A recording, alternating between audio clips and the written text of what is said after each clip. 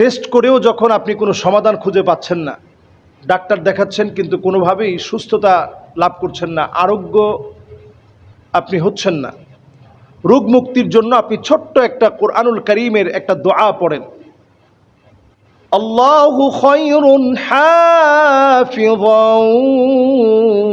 ওয়া হুয়া আরহামুর রাহিমিন।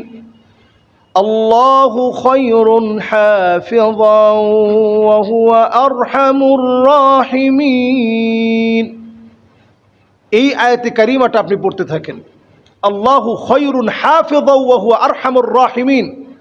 আল্লাহ হচ্ছে সবচেয়ে বড় হেফাজতকারী এবং তিনি সবচেয়ে বেশি দয়ালু।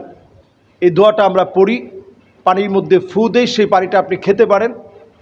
হতে পারে এই ফু দেওয়াটা আপনার জন্য শিফায়ের কারণ হতে পারে, রোগ মুক্তির কারণ হতে পারে। আল্লাহ আমাদেরকে আমল করার তৌফিক দান করুক।